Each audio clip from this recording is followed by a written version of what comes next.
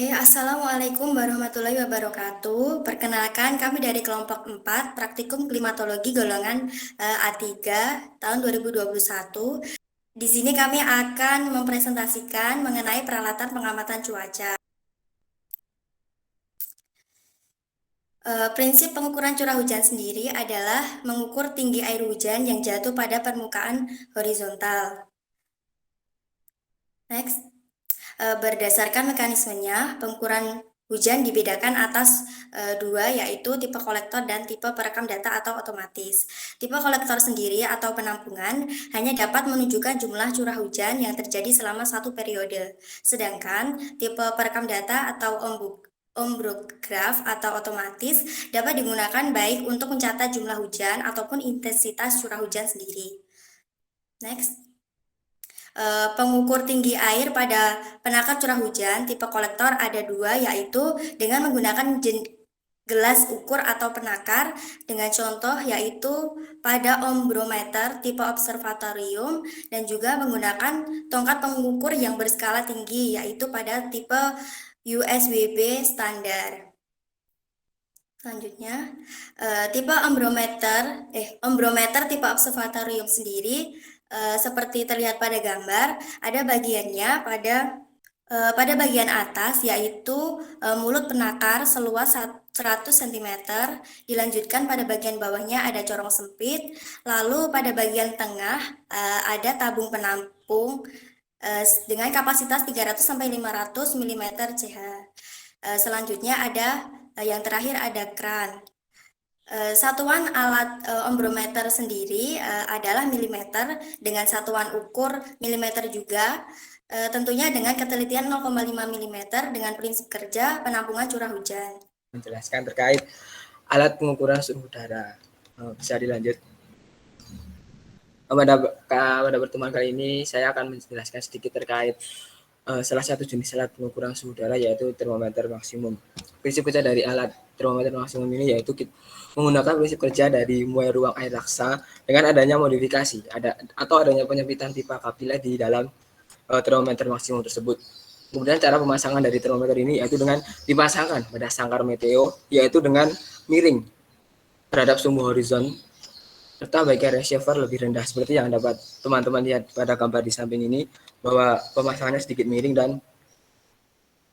bagian receiver berada di bagian paling bawah seperti itu. Mungkin bisa dilanjut. Kemudian termometer maksimum ini cara pemakaiannya yaitu suhu maksimum dari termometer ini dapat diukur dari permukaan kolom air raksa. Jadi suhu maksimumnya itu dapat diukur dari permukaan kolomnya. Kemudian ketika kita sudah selesai mengukur dengan alat termometer maksimum ini, alat ini dipasang dengan bagian receiver di sebelah luar dan dikibaskan sehingga tidak terdapat lagi pemutusan kolom air raksa di dalam celah. Jadi ketika kita menggunakan nanti termometer akan naik, airnya akan naik. Jadi setelah kita gunakan pasti akan ada celah antara air. Jadi airnya itu terpisah. Jadi kita kibaskan dulu sehingga celah di dalam termometer itu tidak terdapat lagi seperti itu. Bisa dilanjut. Kemudian waktu pengukuran termometer maksimum ini yang paling efektif yaitu dilakukan pada pukul 16.00 atau pukul 4 sore hari seperti itu. Kemudian termometer maksimum ini memiliki beberapa kekurangan yaitu karena termometer maksimum ini memiliki bahan cair atau zat pengukur berupa alkohol, jadi dan alkohol tidak memiliki warna, jadi sulit untuk menentukan apakah cairan di dalam termometer tersebut sudah menunjukkan ke batas yang sudah kita inginkan. Jadi kita memerlukan pewarna tambahan untuk mengukur termometer maksimum dengan alkohol. Kemudian alat ini juga tidak dapat mengukur suhu tinggi karena titik dedeh dari alkohol hanya 78 derajat Celcius. Jadi tidak dapat mengukur suhu yang tinggi seperti itu. Saya dilanjut. Selain kekurangan, alat ini juga memiliki beberapa kelebihan. Yang pertama yaitu isi dari termometer maksimum adalah alkohol dan alkohol murah dan mudah untuk didapatkan. Kemudian alkohol yang memiliki titik buku yang rendah, jadi alat ini sangat bagus dan cocok untuk mengukur suhu rendah.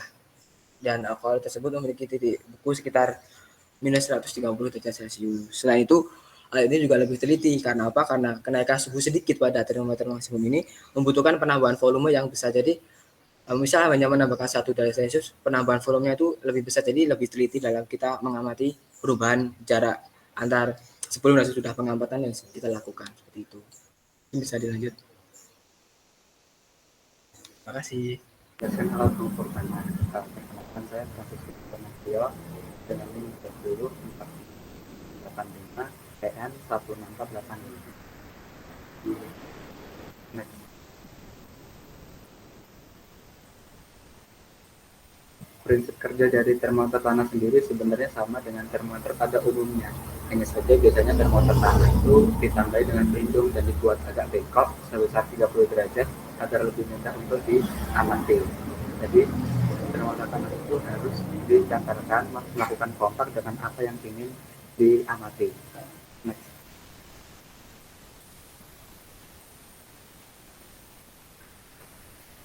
Cara pengamatan menggunakan termometer tanah ini, termometer dimasukkan ke dalam jeluk tanah pada kedalaman 5, 10, 20, 50, dan juga 100 derajat, 100 cm.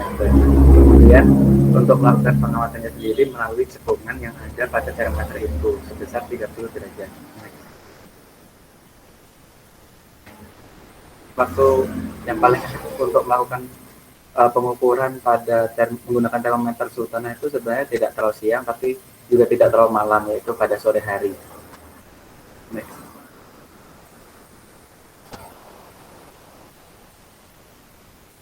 Kekurangan termometer maksimum itu karena termometer tanah, karena kekurangan termometer tanah itu karena tanahnya itu kan harus dimasukkan ke dalam seluk. Jadi tabung kapilernya itu mudah sekali patah apabila tanahnya terlalu kering. Jadi untuk memasukkannya itu gampang patahnya.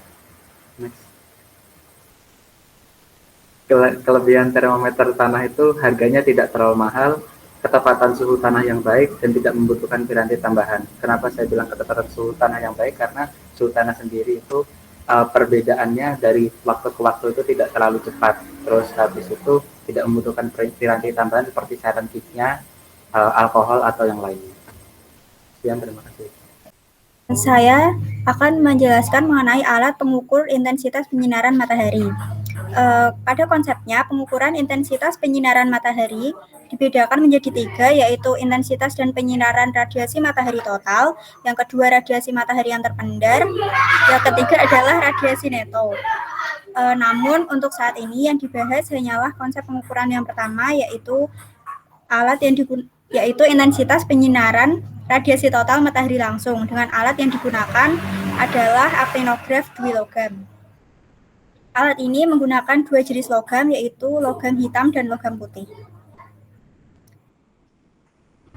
Prinsip kerja dari aktinograf 2 logam adalah didasarkan pada perbedaan muai panjang antara logam hitam dengan logam putih, di mana logam hitam bersifat menyerap radiasi, sedangkan logam putih bersifat memantulkan radiasi.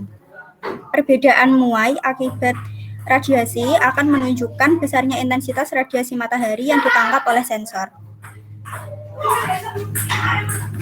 Untuk pengukurannya, alat harus dipasang pada tempat terbuka di atas tiang beton yang kuat dan bagian atas dibuat sedemikian rupa, sehingga selain sinar berada 15 di atas horizon bumi, sinar harus bebas mencapai sensor. Kertas grafik dipasang dan diganti setiap sore hari pada pukul 18 atau pukul 6 sore. Grafik akan tergambar pada kertas grafik. Kemudian hasil pengukuran dilakukan dengan mengukur luas yang tercatat di dalam kertas grafik dengan bantuan alat yang disebut planimeter. Kemudian hasil tersebut dikonversi ke satuan intensitas radiasi dengan mengalihkan terhadap konstanta aktinograf. Satuan ukur intensitas radiasi matahari standar menurut WMO adalah kalori per centimeter persegi per menit.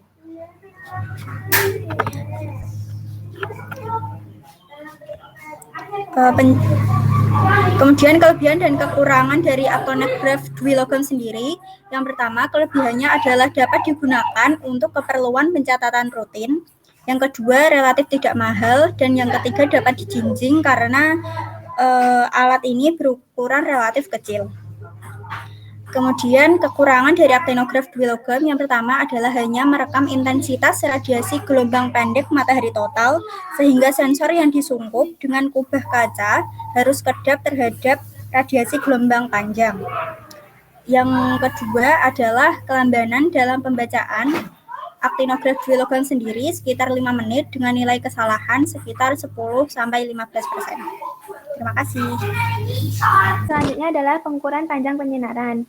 Jadi sebelumnya panjang penyinaran adalah lamanya matahari bersinar cerah yang sampai ke bumi dalam satu periode hari. Untuk pengukuran panjang penyinaran umumnya digunakan alat solarimeter. Salah satu contohnya adalah solarimeter tipe Campbell-Stokes. Kemudian dinyatakan dengan persentase dari panjang penyinaran yang tercatat atau biasa disebut dengan PP potensial. Bagian utama dari alat ini adalah lensa berbentuk bola kaca yang masif dengan panjang jari-jari kurang lebih 7,5 cm dan sebuah cekungan logam yang pada jarak titik api pada elemen tersebut sebagai tempat kertas bias. Next. Solarimeter tipe Campbell-Stokes bekerja berdasarkan pemfokusan sinar matahari untuk mengukur panjang penyinaran. Besarnya lama penyinaran matahari ditulis dalam satuan jam, nilai persepuluhan, atau dalam satuan persen terhadap panjang hari maksimum.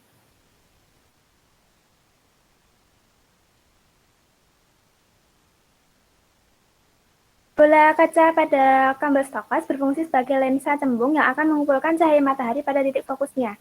Dan pada titik fokusnya terdapat sebuah lempengan baja dengan ukuran lebar kira-kira 10 cm tempat meletakkan kertas bias. Jika sinar matahari yang terkumpul tersebut memiliki kekuatan lebih dari 120 watt per meter persegi, akan membakar kertas bias sehingga meninggalkan jejak-jejak terbakar yang berkaitan dengan lama waktu penyinaran matahari, yaitu semakin panjang jejaknya, maka semakin lama juga penyinaran. Jejak terbakar pada kertas bias dapat berupa lubang panjang atau pendek, terputus-putus, atau bintik terbakar. Kemudian untuk waktu pengukuran, pada stasiun-stasiun meteorologi yang dikelola oleh BMKG, lama penyinaran matahari hanya dicatat antara pukul 8 pagi hingga 4 sore.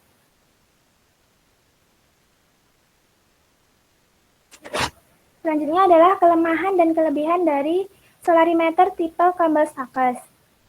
Untuk kekurangannya sendiri atau kelemahannya, yang pertama itu kurang praktis karena kertas bias pencatat nilai durasi harus diganti setiap hari. Kemudian hasil pengukuran masih dalam bentuk analog dan harus diolah secara manual. Kemudian untuk kelebihannya sendiri, pemakaiannya mudah dan lebih teliti dan dapat menyesuaikan letak kedudukan matahari pada saat alat dipasang dengan menggunakan kertas bias yang bentuknya berbeda. Sekian, terima kasih. Akan menjelaskan mengenai pengukuran kelembapan nisbi udara atau relative humidity atau RH. RH merupakan nisbah atau perbandingan antara uap air yang terkandung dengan kapasitas kandungan maksimum uap air pada suatu temperatur dan tekanan udara tertentu. Pengukuran RH didasarkan pada prinsip termodinamika, perubahan benda hidroskopis, dan perubahan nilai suatu resistensi atau tahanan listrik. Next. Alat yang bisa digunakan untuk mengukur RH yang pertama adalah psikometer. Psikometer bekerja didasarkan pada prinsip termodinamika, khususnya tentang hubungan suhu dan tekanan air jenuh di udara.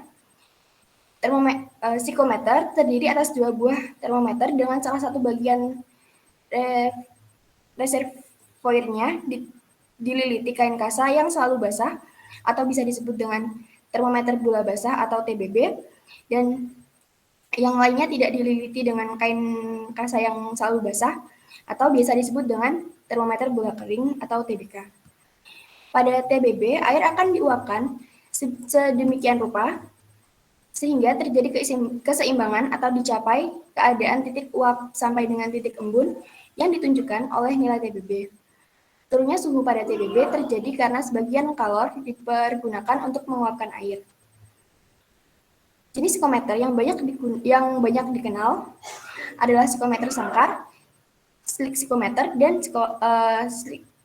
psikometer Asman. Perbedaan prinsip dari ketiga psikometer tersebut adalah pada kecepatan angin yang dihasilkan pada reservoir TBB-nya. Siklometer sangkar digunakan pada kecepatan angin antara 3 sampai 5 meter per detik, siklometer Asman sekitar 5 meter per detik, dan string psikometer sekitar 2,5 meter per detik. Next, yang kedua yang dapat digunakan adalah hygrometer dan hygrograph. Hygrometer bekerja berdasarkan prinsip perubahan panjang bahan higroskopis saat menyerap atau menggunakan air. Bahan hidroskopis pada umumnya digunakan sebagai sensor adalah rambut manusia yang telah dibersihkan dari debu, minyak, dan lemak. Alat pengukur RH yang menggunakan prinsip ini secara otomatis disebut dengan hygrograph. Sifatnya yang praktis atau data yang dapat digunakan, data matang, membuat alat ini lebih sering digunakan. Tetapi karena kurang teliti atau nilai ketelitiannya hanya 3%, sebelum menggunakan alat ini harus menggunakan psikometer terlebih dahulu. Sekian dari saya. Alat pengukuran uap air. Di sini saya mengambil contoh pitch evaporimeter. Untuk pertama pengenalan umum, pitch evaporimeter merupakan alat ukur dengan satuan ukur milimeter dengan ketelitian 0,05 mm. Alat ini merupakan alat pengukur penguapan atau evaporasi pada suatu genangan air bersih di permukaan atmosfer terbuka. Dengan bagian-bagian dari evaporimeter yaitu ada statif, tabung dengan skala milimeter, kawat penjepit, dan kertas berpori. Keempat, prinsip kerja yaitu mengukur selisih tinggi permukaan air. Berikut merupakan bagian-bagian dari biji evaporimeter. Yang pertama yaitu bagian penggantung, yaitu bagian untuk memposisikan tabung. Yang kedua adalah statif. Statif berfungsi untuk tempat evaporimeter digantung. Jadi biji evaporimeter digunakan dengan cara digantung. Bila mana tidak ada tempat untuk menggantung, kita menggunakan statif sebagai tempat untuk menggantung. Lalu tabung, yaitu sebagai alat ukur yang berisi cairan. Lalu penjepit dan kertas berpori. Penjepit berfungsi untuk meletakkan kertas berpori di mana akan masuknya cairan. Lalu selanjutnya adalah AWS, yaitu Automatic Weather Station. Secara sederhana, prinsip kerja dapat dilihat sebagai berikut. Pertama, sistem radio unit AWS yang saja akan mengirimkan sinyal kepada radio lab agroklimat. Lalu sinyal radio tersebut akan diterima oleh software AWS, lalu akan dimunculkan berupa data. Sumber tenaga dari AWS yaitu melalui solar cell yang menyerap panas matahari yang lalu dirubah menjadi energi listrik. Energi tersebut akan disimpan di baterai aki. Baterai aki tersebut akan berguna sebagai penyimpan tenaga. Berikut gambaran dari AWS tersebut. AWS merupakan alat pengukuran cuaca yang kompleks dari gabungan dari beberapa alat. Yang pertama ada sensor angin, lalu box AWS, yang kedua sensor suhu dan kelembapan udara, lalu ada sensor curah hujan, lalu ada sensor suhu tanah.